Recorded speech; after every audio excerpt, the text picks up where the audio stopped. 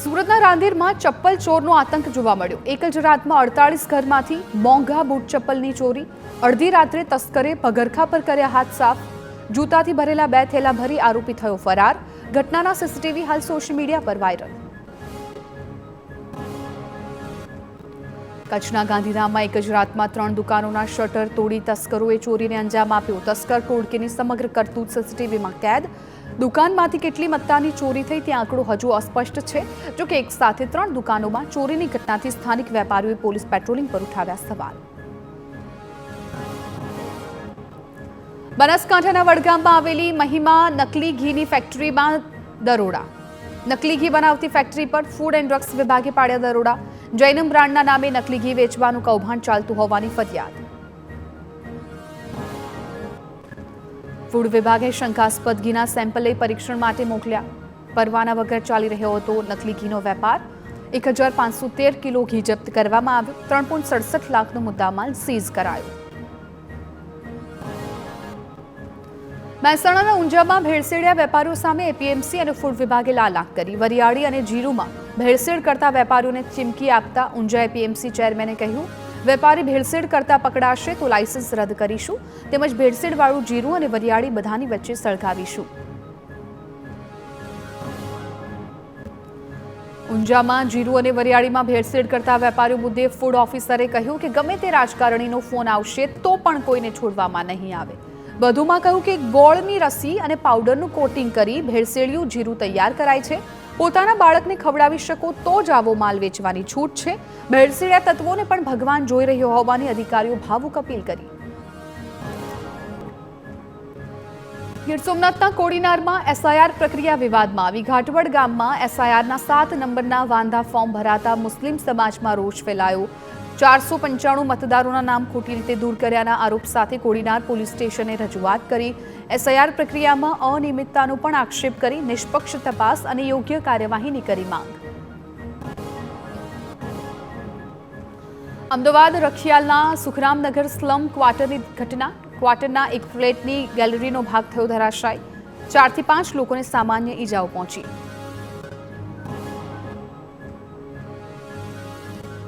સુખરામનગર આવાસના મોટાભાગના મકાનો જર્જરિત હાલતમાં। ફાયર વિભાગે જર્જરિત મકાનોમાં રેસ્ક્યુ કર્યા। ફ્લેટમાંથી લોકોને રેસ્ક્યુ કરીને નીચે ઉતાર્યા। કુલ 39 લોકોનું રેસ્ક્યુ કરવામાં આવ્યા। ભરૂચના અંકલેશ્વરમાં લેગેસી વેસ્ટ કૌભાંડનો પર્દાફાશ। નગરપાલિકાના પ્રમુખ અને ચેરમેને દરોડા પાડી કરી કાર્યવાહી।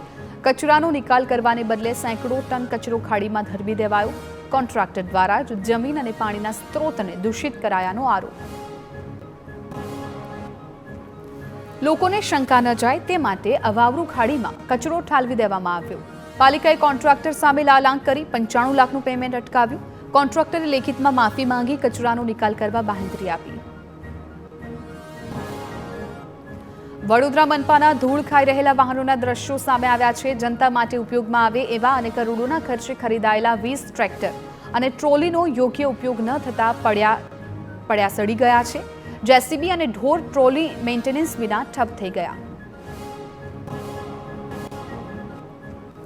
અમેરિકાની બાંગ્લાદેશ સાથેની ટ્રેડ ડીલને લઈને સુરતમાં ચિંતા। બાંગ્લાદેશને અપાયેલી છૂટથી ભારતના ઉદ્યોગોને થઈ શકે છે અસર। બાંગ્લાદેશ તૈયાર વસ્ત્રોની નિકાસમાં છે અગ્રેસર। ઓછા શ્રમબળને કારણે બાંગ્લાદેશમાં વસ્ત્રો સસ્તા પડે છે।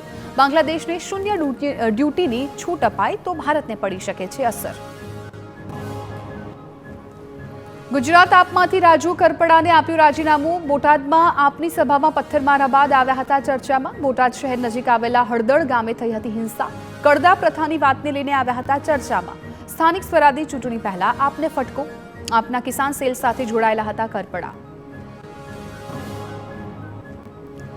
આપમાંથી રાજીનામું આપનાર રાજુ કરપડાને ભાજપમાં જોડવા માટે ભાજપના ધ્રાંગધ્રાના ધારાસભ્ય પ્રકાશ ભરમોરાએ આમંત્રણ આપ્યું। કહ્યું, રાજુભાઈએ પરિવર્તન કરવાનું વિચાર્યું છે, તેથી તેમને ભાજપમાં જોડવા આમંત્રણ આપું છું।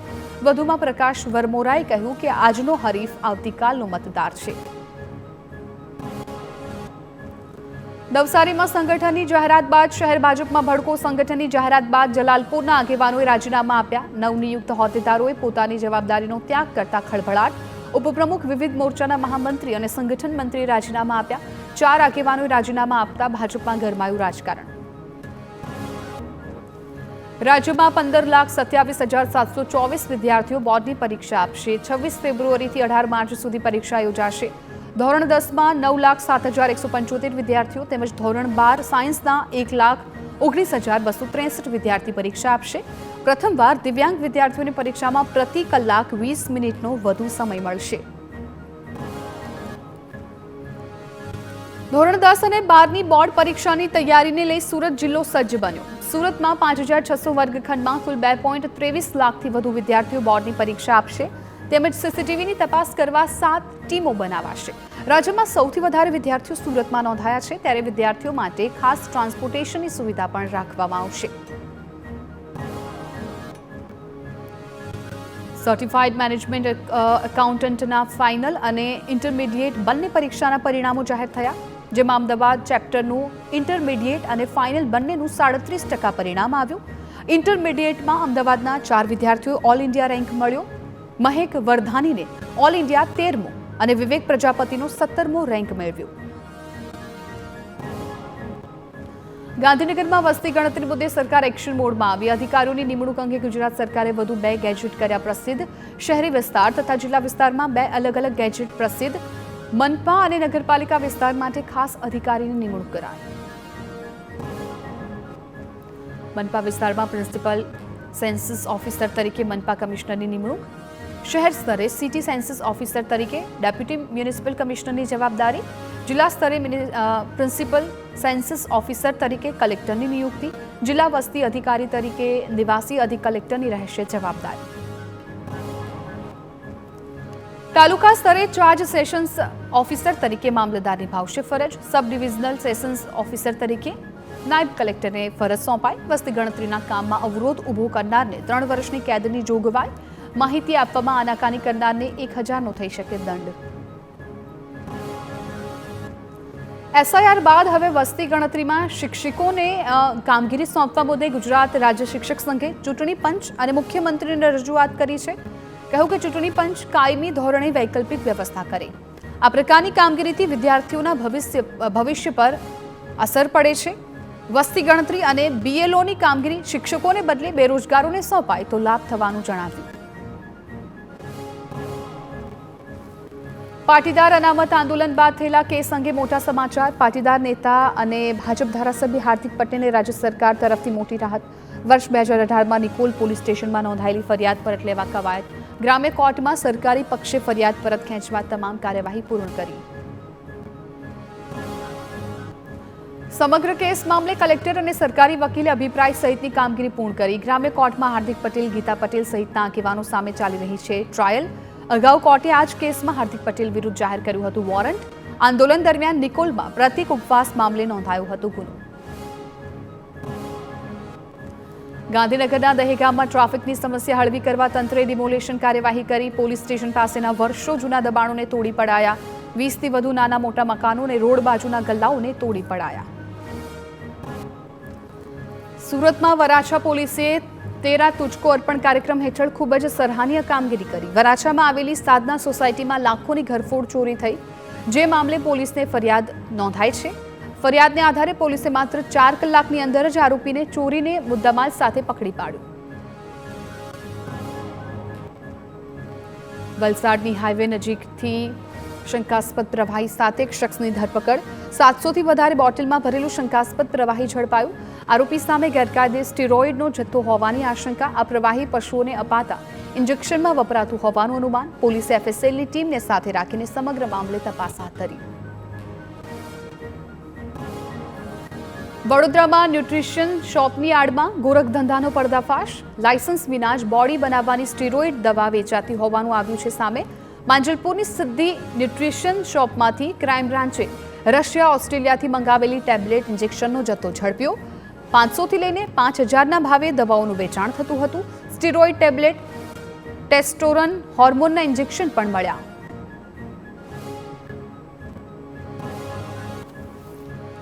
બનાસકાંઠામાં અંબાજીમાં અધિક કલેક્ટરનું ગળું દબાવવાનો ચકચારી મામલો. પૂર્વ પ્રિન્સિપાલ રહેલા આરોપી મોદનાથ મિશ્રાને દાંતા કોર્ટમાં રજૂ કરાયો. આરોપીના વકીલે કરેલી જામીન અરજીને દાંતા કોર્ટે ફગાવી. આરોપીને જ્યુડિશિયલ કસ્ટડી હેઠળ પાલનપુર સબ જેલમાં મોકલવાનો હુકમ કર્યો.